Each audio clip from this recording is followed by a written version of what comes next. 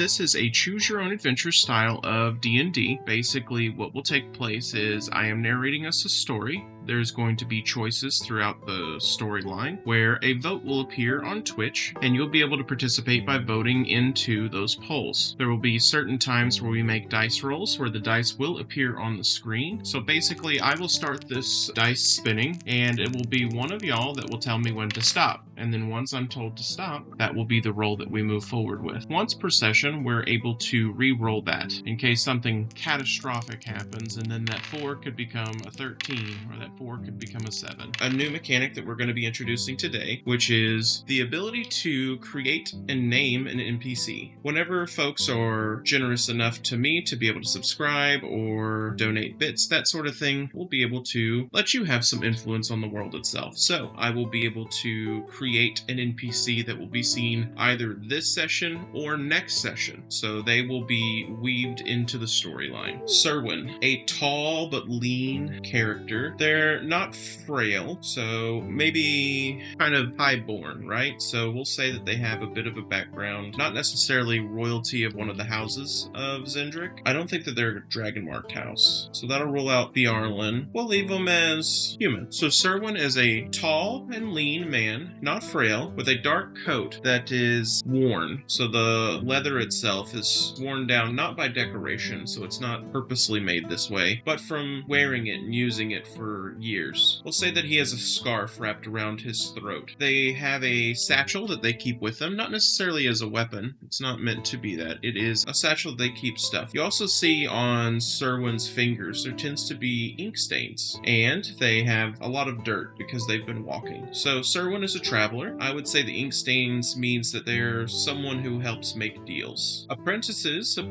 gather in. Well, we must continue. The weave does resume itself. Just a quick recap for you all. You have 4 echoes of fate remaining. You do have a mountain now that walks beside you.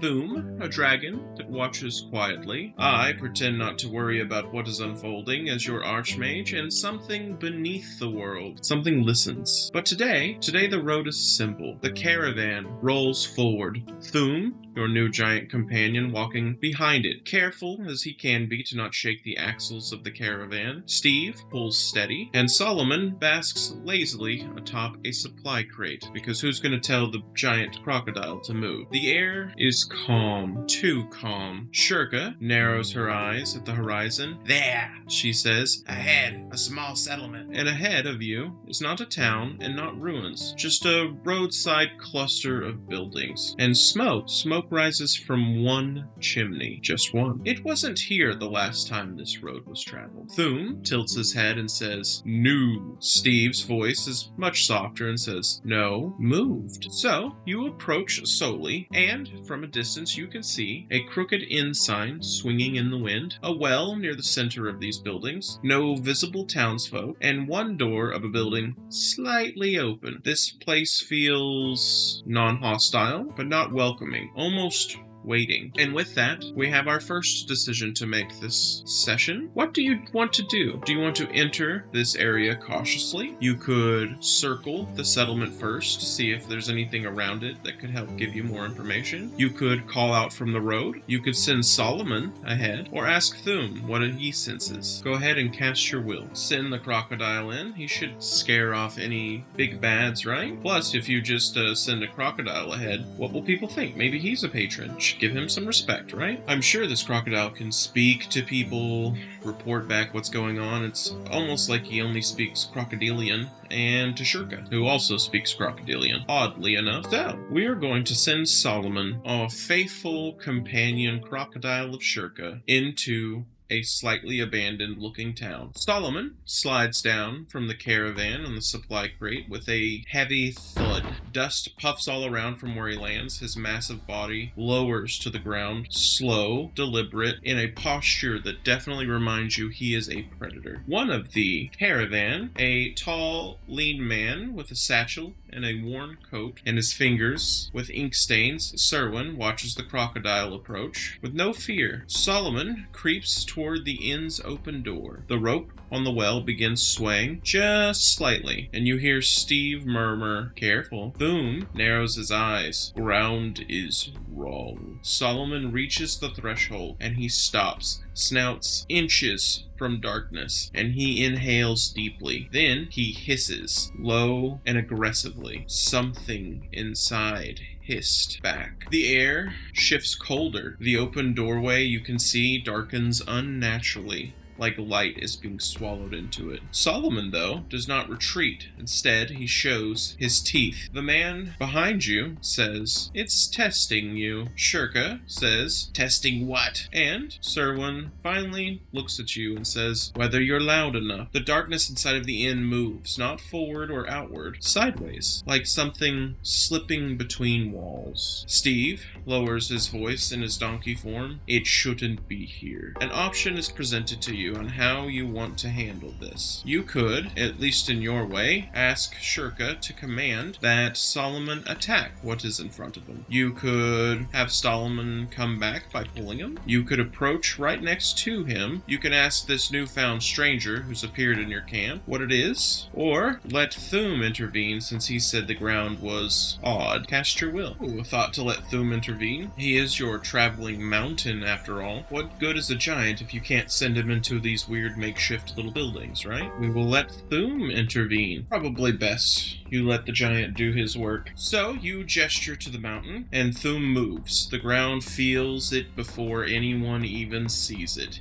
Each step presses dust flat, and each step quiets sound. Solomon slides aside, granting the giant plenty of space, and Steve watches closely but does not move. But he is definitely aware something is wrong. Thum makes past and kneels beside the doorway. He's massive, unhurried, and he peers inside of the doorway. "Small thing," he rumbles, "hiding." Inside the darkness, something shifts. Fast. Wrong. Thum reaches one huge hand into the doorway, and the doorway itself bites him. The shadow snaps shut like jaws. A shockwave of cold air explodes outwards. Instantly, runes ignite along the road behind you. A circle of pale light erupts from the ground. Ancient, sharp, and now activated. Steve jerks his head and says, "No." The circle slams shut like a wall, separating you from Steve. Another sigil ignites under Shurka. She vanishes in a flash of blue light, teleported away. Solomon lunges forward and slams into an invisible force, and he roars. Only Thum has made it past the threshold. And you. The darkness inside of the inn begins to laugh, not loud or evil, just pleased. And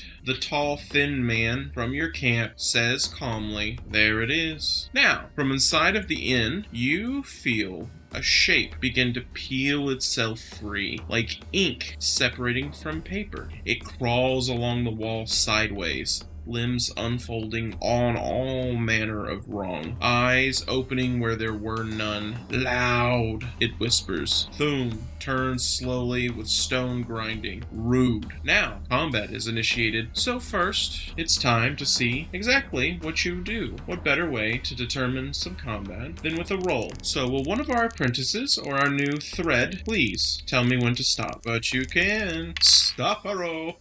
And with Apprentice Wolf saying, "Stop, hurrow," fate lands. Seriously unhappy. I will give you this choice. Would y'all wish to use your one applicable reroll for the day? Sure? Okay. With that...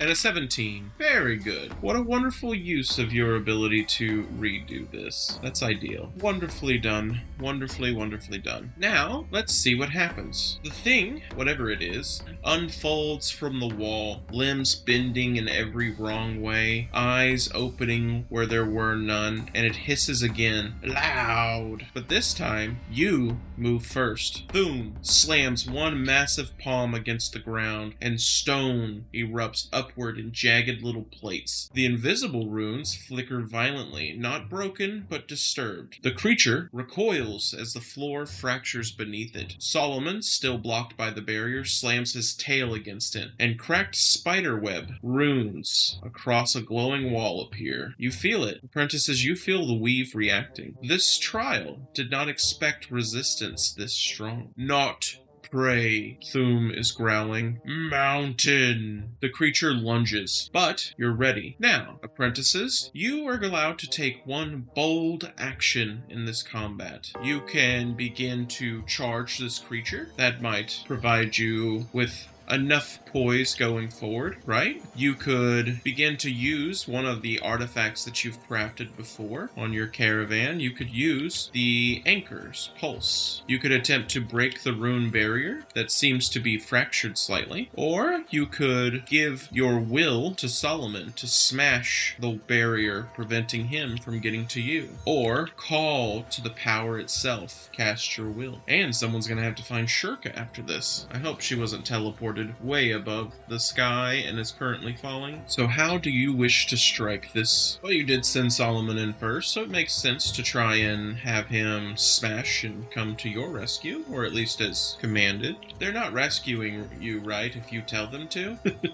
Oh, and we split the vote. Apprentices, you hesitate. One half of you reach for the anchor, the other half calls to Solomon. Two instincts, one single heartbeat. The trial that you're presented in notices the split, and fate resolves it. So, we'll allow fate to do it. What better way than to have a dice roll decide? Evens and odds, right? You could have a 1 and it won't be a punishment. Or will it? A 15 works out well for us, and an odd number would be that you simply move to command Solomon. Very well. With the help of fate and a dice roll, once or twice that's worked in Dungeons & Dragons, you do bear your will to Solomon. Apprentices, you point not to the creature, but to the barrier. Solomon has a perfect understanding instantly of exactly what it is you're wanting him to do. And his eyes narrow, his muscles coil up, and his tail drops back, and the beast hits the world. Crack! His tail slams into the invisible wall, the runes flare white hot, and the air screams. The barrier fractures like glass under pressure and shattering. The creature inside of this room jerks its head towards Solomon, not angry, but very interested in what's going on. Solomon strikes again, this time even harder, and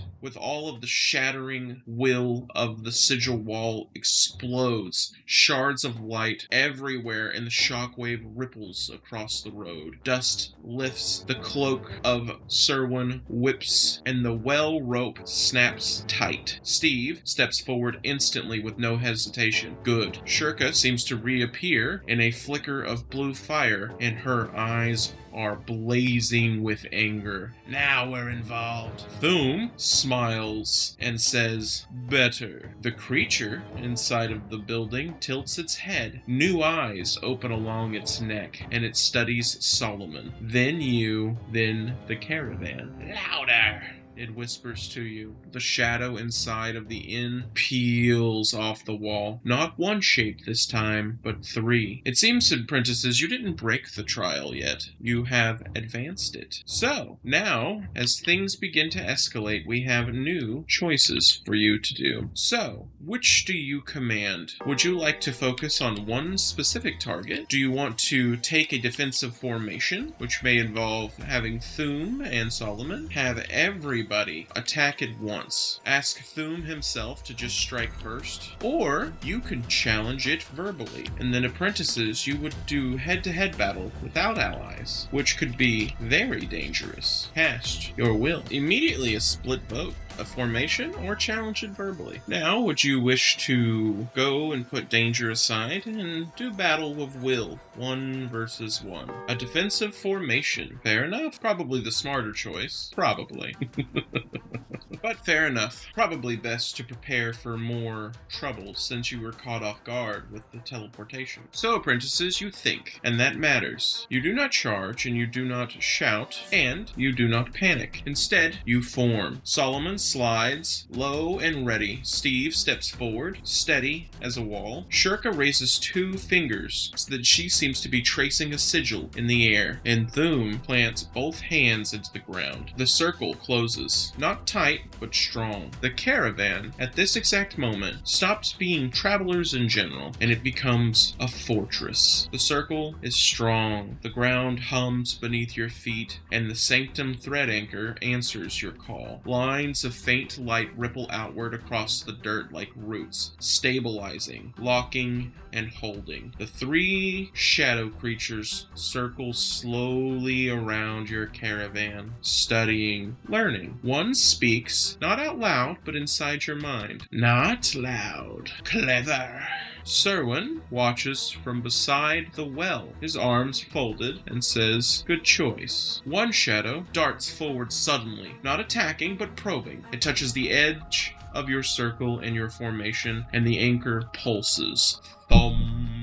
The creature recoils from the circle instantly and hisses. Steve's voice is low and says, "It can't break that easily." Thum seems to take that into account and says, "It is measuring us." It seems this particular trial is not looking to see how well of a fighter you are, but it is testing your traits, your strength, your fear, your intellect, and unity. And you just showed it. Unity and strategy. The shadows stop circling, and all 3 heads tilt perfectly synchronized. What are you? It's asking you, not attacking you. So, now that it has asked a question, how do you wish to respond to it? You could declare your strength so that it is aware of exactly what it is that you are able to do if it continues this. You could declare something like your purpose. You could declare defiance in the situation that you want to be stopped. You could instead ask a question and ask what it is, or in every Telltale game you've ever played, you can choose to stay silent. Cast your will. So how do you respond when something is testing you? Choices, apprentices. We can't be split on our vote all day. Find out more, declare defiance, but one has to win. Or worse, you take all of that effort you've made to prove yourself and have it undone by being unable to be one unit. Apprentices, don't falter. And at the last moment possible, will and experience is poured in to ask the creature what it is. By asking what it is, you are going to choose curiosity. The shadows lean closer, waiting for your answer, watching and judging you. And apprentices, you don't attack, you don't boast, and you do not threaten. Instead, you ask, "What are you?" And the 3 shadows freeze, unnaturally so. All movement stops, even the wind stills outside of your circle. It wasn't expecting that question. The creatures tilt their head again in unison, eyes opening and closing and opening again. And in strange voices that change, "We are." It struggles with the word, not because it cannot speak, because it has never needed to answer before. Measure. The ground hums faintly, and the voices seem to solidify when they say, "We are what asks. We are what sees. We are deciding if loud things become dangerous." Steve exhales slowly and says, "Trial entity." Before the creature can continue, Shirka steps forward, calm, almost bored, and says, "Oh, good, it's one of those." And she rolls her shoulders, and the air around her bends, not light and not magic, but reality. Her outline glitches once, twice, and then she unfolds. The old gnome was never small. In fact, her form stretches upward. Limbs lengthen, her spine straightens, her eyes ignite like twin stars. Her silhouette becomes something older than language, something predators would avoid, something gods would recognize. Not a creature, a concept-wearing shape. Her voice echoes, layered and ancient. "You're not measuring children. You're measuring mine." The 3 shadows recoil instantly, not in fear, but in recognition. And they say, "Formwalker." Shirka, in the best you can describe in the outlines of shape, says, with a smile, "Correct. it. Water and puddles ripples slightly upward. Gravity is unsure what to do, and the in-wood creaks. The ground itself leans subtly away from her. Thum watches impressed. Many shapes. Steve nods once. Yes. The shadows merge into one singular, smaller now, focused and respectful. Guardian present. Rules change. Congratulations. With your choices, you manage to avoid the combat test. Rare from these entities, and the entity looks directly at you, apprentices. Why do you walk? Not where, not how, but why. And with that, you get to choose your answer. Why? Is it destiny that you walk? Perhaps you're only doing this out of survival? Or has this become purpose? Is this your purpose? Do you walk for freedom? Or do you do this to protect others? Cast your will. It could be destiny. You've been told you've kind of forced yourself into being destined to do this. Could be survival. You're simply going from one disaster after another. You did lose nibbles after all. Not everybody's survived. Could be to protect others. Are you trying to prevent this creature from coming into play? Destiny. Destiny feels right. You tell the creature destiny. And when the word leaves your lips, it does not echo. In fact, the word sinks into the ground, into the space between seconds. The creature stills, not thinking, but listening. The world heard that. The shadow around the entities stopped moving entirely. Even darkness freezes. Destiny, it repeats. Not mocking, but confirming. Its body begins to compress slightly, not smaller, but denser. Claim registered. Steve, his head snaps toward it. That reaction alone tells you something serious has happened. He says, you shouldn't have said it like that. The trial was not asking opinion, it was logging identity. You didn't answer a question, you declared your classification, and now it has labeled you. The creature lowers itself to the ground, not bowing, but acknowledging. Then fate may hunt you, or follow you. The dirt and the runes in it begin to fade, and the air warms. The pressure begins to lift. Trial completed. The shadow melts back toward the well, and into the inn, and back onto the wall, and disappears. Silence returns. Real silence, not the tense kind of silence you get. The after kind. Solomon relaxes, and Thum stands up very slowly.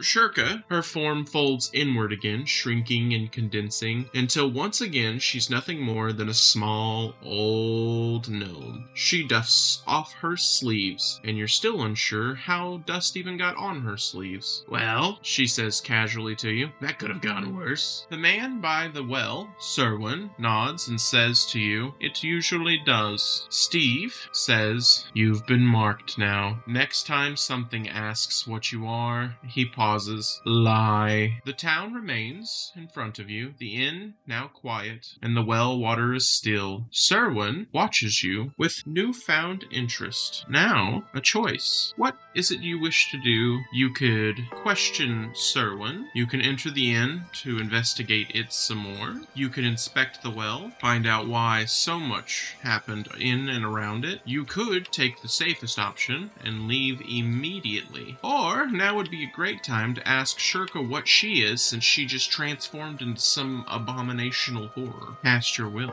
Ooh, asking Shirka exactly what she is a good option. And so you decide, what is Shirka? What on earth is capable of changing form and taking something like a creature like that and deciding that it was going to pause when it noticed the change? So, apprentices, you turn to Shirka.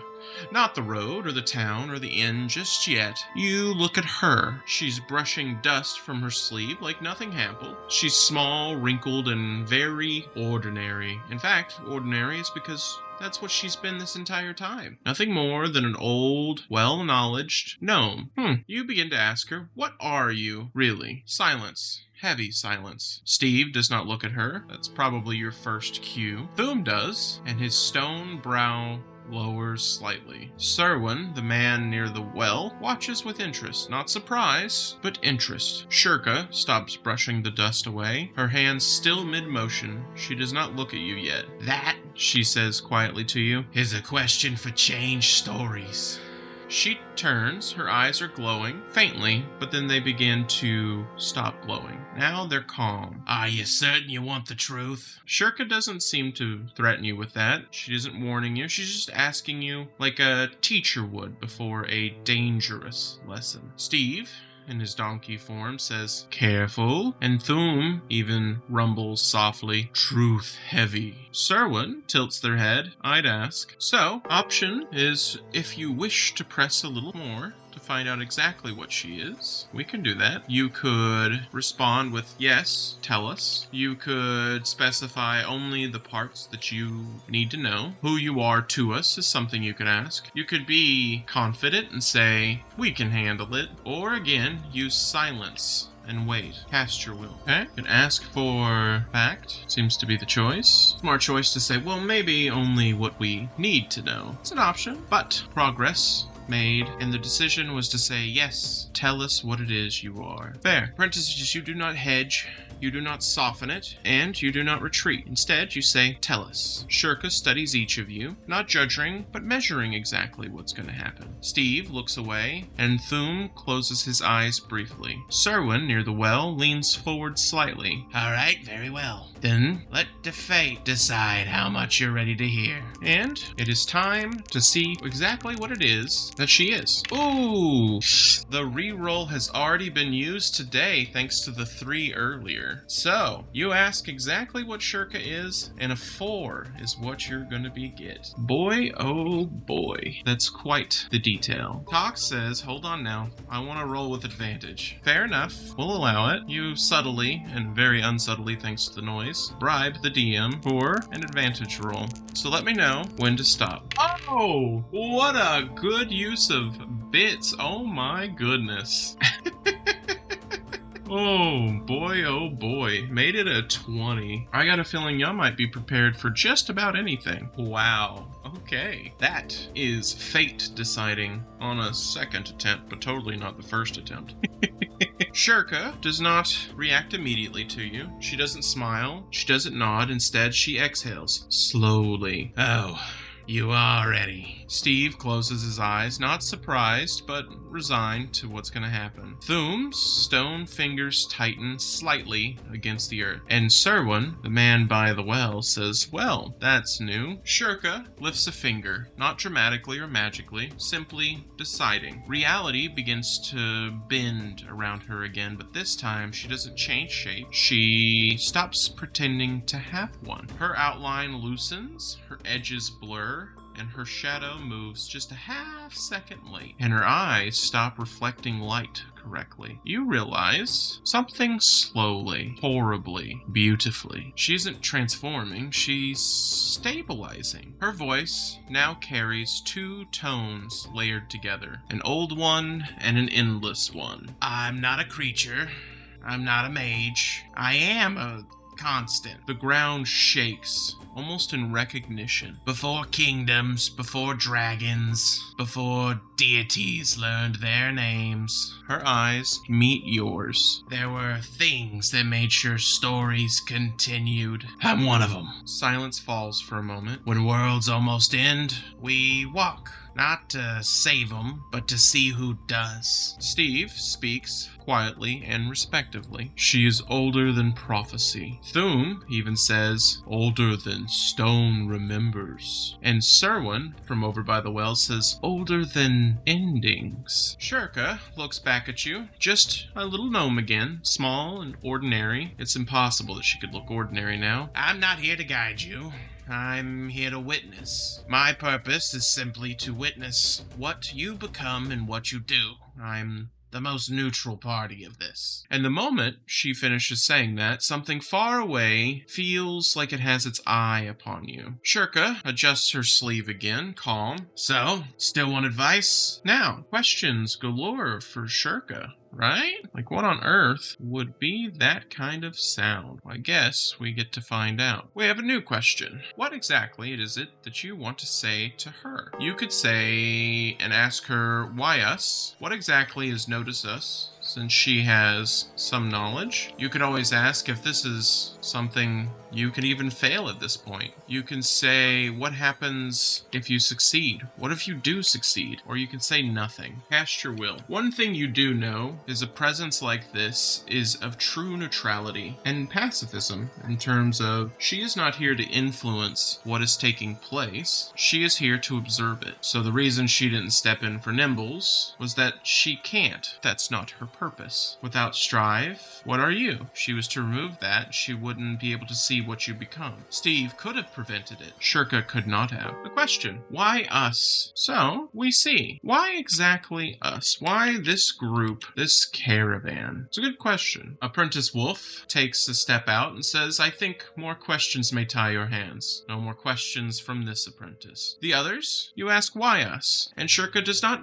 immediately answer. Instead, she studies you. Because, And she tilts her head ever so slightly. you asked that. Steve exhales quietly, Thum nods once, and Serwin by the well smiles. You don't understand yet, and Shirka sees that you don't understand. Most who gain power ask what we can do.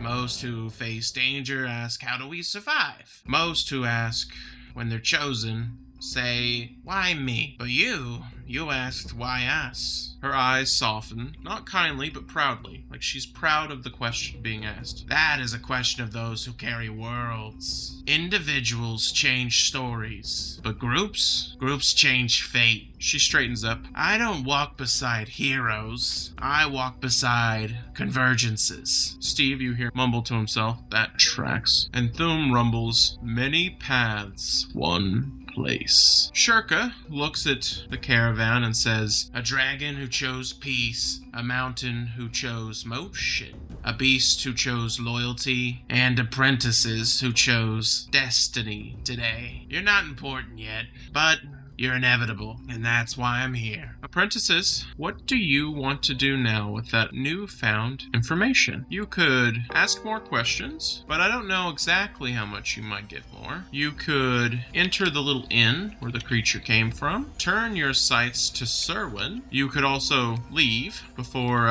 something else happens. Or, since Steve seems to have some knowledge, you can ask Steve what he knows about this. Remember, Steve isn't going to lie to you anymore. He made a word against that. Entering the inn, solid choice. And it may be a good place to settle some things. Plus, if you're going to ask more questions, why not be a little more comfortable when you do it, right? So, apprentices, you step toward the doorway, and nothing stops you. You're not worried about a shadowed creature anymore. Solomon goes first into the inn. When you get in, the air smells old, just like an old building, like pages of a book. The interior is slightly larger than it really should be. Not massively, but slightly. Enough that it gets your instincts to go, it's bigger on the inside. What you see is a long wooden counter with several stools, a staircase going up, a fireplace with no fire, a bell on the desk, no footprints, no barkeep, no patrons, but there are drinks on the counter. Fresh. Steam still rising from one mug. Steve says, we weren't the first ones here. Thum leans into the doorway and manages barely to get through the door, and he touches the floor and says, many walked, none left. Serwin speaks from the doorway behind you and says, careful what you touch. Behind the counter hangs a board, wooden, carved with symbols instead of words, each symbol faintly scratched out except one, a spiral, still intact, and Shirka looks at it. Her expression changes slightly and says, oh, that's not good. The bell on the counter rings itself once softly. The mug that had steam stops rising, almost as if it's frozen in place. The steam itself is frozen. And Steve whispers to you all, don't move. Something upstairs steps. Now, you're at a pivotal moment, and this is what I call a dangerous time. And you'll note, for these options that I'm going to present you, several will have asterisks. I tend to let you know when choices are dangerous to make, but by choosing danger, sometimes you could reap more rewards. Cast your will. Do you wish to call out to what's upstairs? Go and ring the bell back at it. You can begin to examine the symbol on the wood, prepare yourself for combat, or ask Shirka what it is upstairs.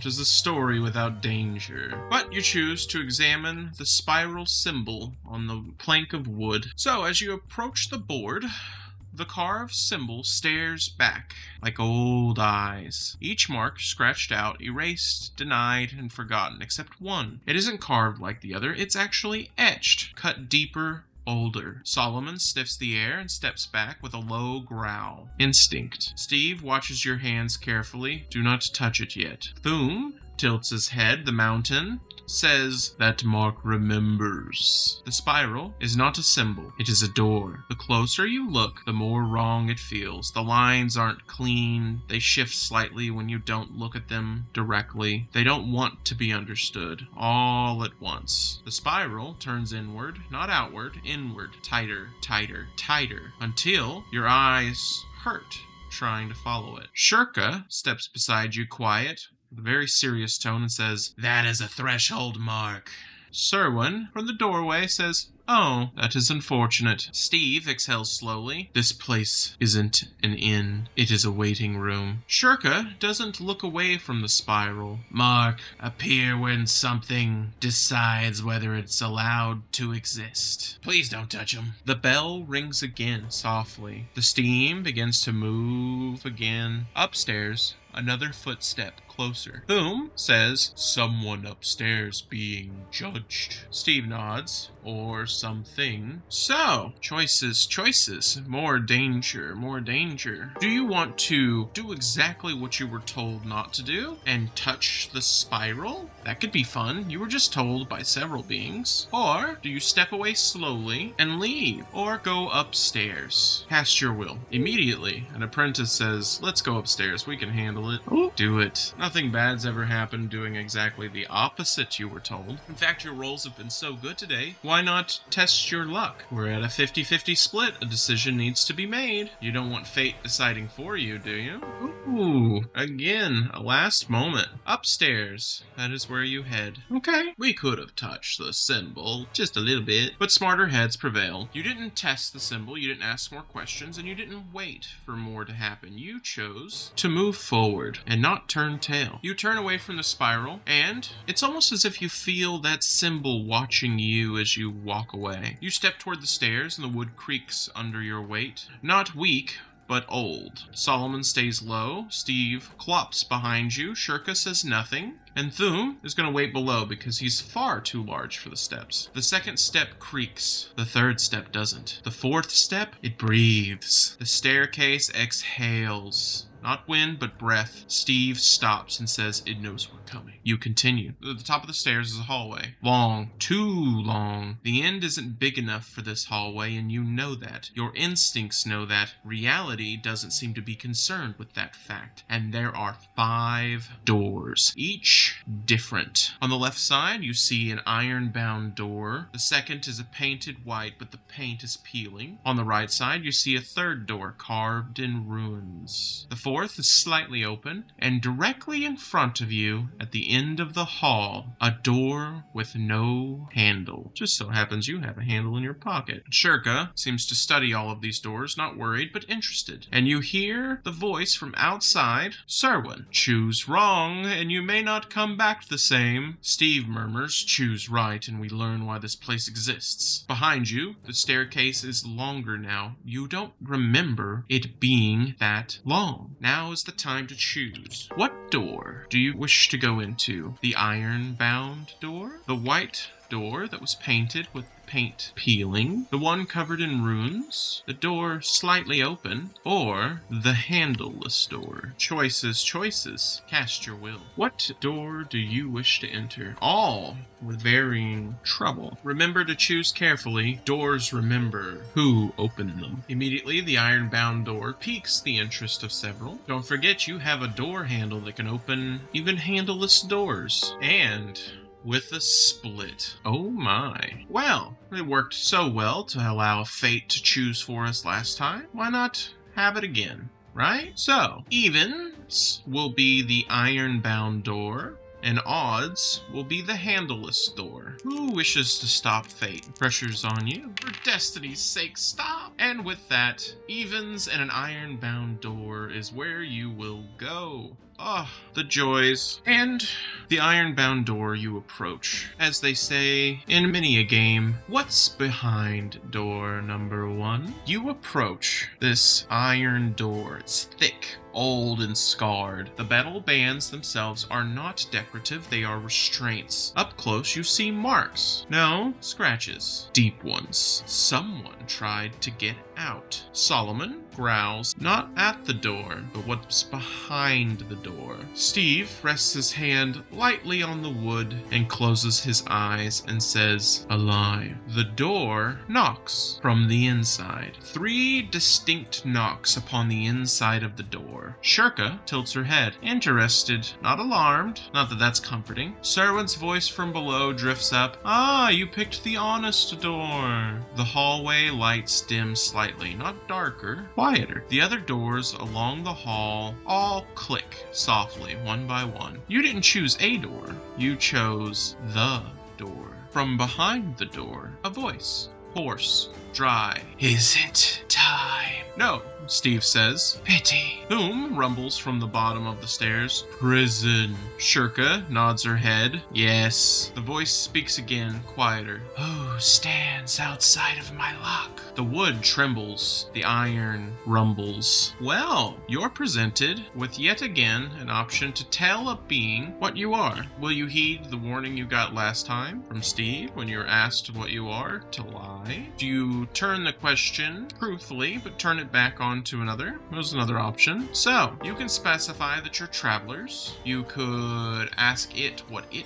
is. You could ask why you're imprisoned. You could stay silent or let Shirka answer. Cast your will. Ooh, last second. So, hesitation breeds silence. So, apprentices, as you try to decide exactly which answer you want to give and to not choose wrong, the door accepts the silence. It doesn't rattle or slam or break. The door sighs, and the lock agrees with silence. The iron bands loosen, not opening, but releasing. The scratches on the metal fade away slowly like they were never there. Inside the room, something shifts, not stepping forward, but standing up. The voice speaks again, calm and certain. Good. You answered like travelers. The door opens just enough to reveal light. Not bright light or holy light, just good old light. And you glimpse a silhouette, tall, unclear, watching you with what feels like approval. Then the door closes again softly, and Steve says, you passed. Thum, you hear below. Good noise. And the spiral symbol downstairs pulses. You feel it in your chest, and a faint thread of light drifts from the ceiling and settles onto you, and you are rewarded with 3 echoes of fate. After which you head downstairs, and you're able to see that the figure Serwin is gone. In fact, the silhouette in that room was also tall. Is that figure Serwin inside the room? Actually, more makes sense. That creature earlier, the test, it peeled away like ink from paper. In Serwin's hands, his fingers, stained with ink. Strange figures exist. But back to the caravan and your circle you go. And with that, you have a total of 7 echoes of fate that you could use. So, let's see exactly what it is you want to upgrade for your caravan as we move toward our next session. 7 echoes of fate, safe and sound. Not bad. You could choose something from one of the categories I provide you. Would you like a minor upgrade to the caravan? It would cost roughly 2 echoes of fate. A standard, right? A better upgrade for 4 cost. A major upgrade for a cost of 6. Or something legendary that costs all 7. So a 2 cost, a 4, a 6, or a 7. I hear Barney Stinson's legendary. Woo. Our choice is wrapping up. Let us see what you have all decided to be your upgrade. A legendary one. And Because you chose something legendary, something spectacular, why not let fate decide if it is legendarily good or bad for this caravan? Fate has a way of deciding things. Someone let me know how we stop. Ooh, 15. Very good. Not a bad option. Could you imagine the cursed item that is brought into your camp if you rolled a 1? It would pay all of those fates. And it would have been horrible. Now, the light above your caravan condenses, and it gently lowers like a falling star that forgot how to burn, and settles on to the roof of the caravan with a soft hum. It does not land, it belongs. The glow fades slowly, revealing a small lantern. Not ornate, not golden, a simple iron frame, glass clear as still water. Inside, no flame, just a faint pulse, like a heartbeat. Shirka smiles slightly and says, "That's rare. That is kind." The lantern flickers once, as if waiting. You feel it in your chest, a name forming, the hearth light of the road. The effect this provides you is once per session, you can dispel an illusion, reveal a hidden presence, calm hostile intent briefly, or strengthen the resolve of yourself and your allies once, thus activating a single roll with advantage. When it's activated, the pulse becomes a visible flame. So, what about my hostile intent? I mean, you would roll with advantage. Just for our recap, apprentices, the road tested you, the door judged you, and fate rewarded you. And now the caravan carries light. You have no echoes of fate remaining, but you do now have light for the road ahead. Thank you all for joining me, and until our next session, we will see where this caravan leads us.